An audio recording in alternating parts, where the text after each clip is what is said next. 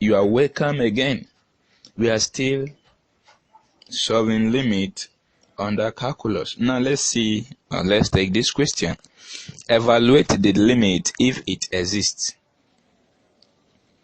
Lim as x approaches 0, square root of 1 plus x squared minus 1 all over x squared. Okay? We have lim as x approaches 0, square root of 1 plus x squared minus 1 all over x squared. Okay, before we start, let's plug in 0 wherever we see x, and let's see what we're going to get. So if you do so, we're going to have 0 all over 0. Alright, so we're going to solve this so that we will not have 0 all over 0 when we plug in 0 wherever we see x.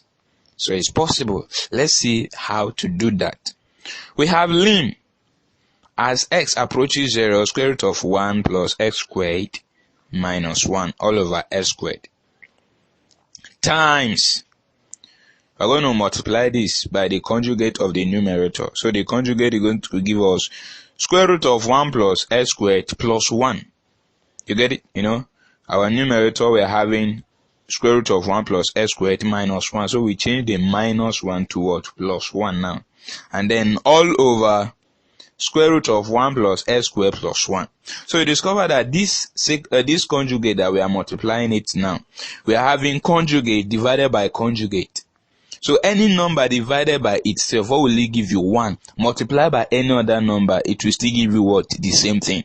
So we get a conjugate divided by conjugate, which will give us 1. Multiply by the function given to us. That means nothing will change. But please wait, let's solve and see what we're going to get.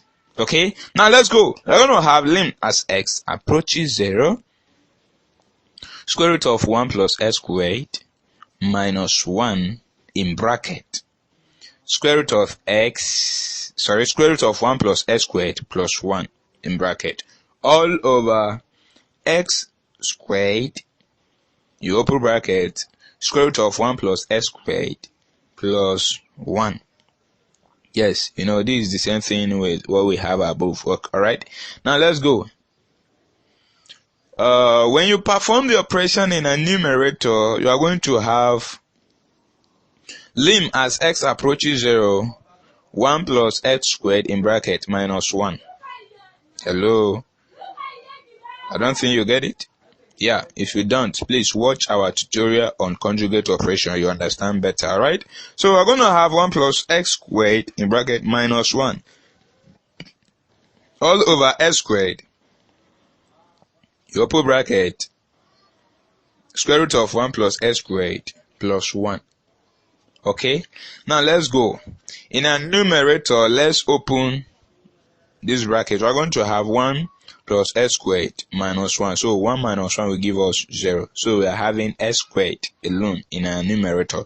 So we are having lim as x approaches 0, x squared all over x squared, open bracket, square root of 1 plus x squared plus 1.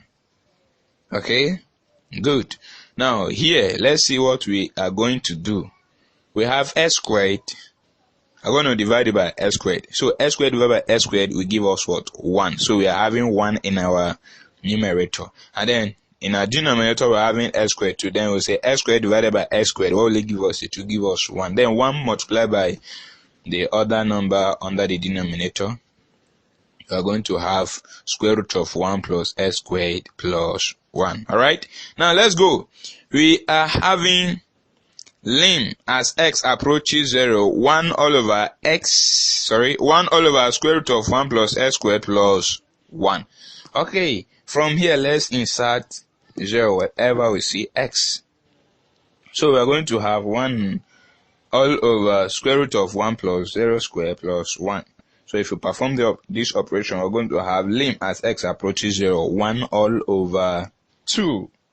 1 all over 2. That is to say, when you say square root of 1 plus 0, what will it give you? To give you square root of 1. Then square root of 1 is 1. 1 plus 1, 2. So we're having 1 all over 2. Yes. Thank you for watching. Please keep practicing and then keep watching. If you have not subscribed, please do.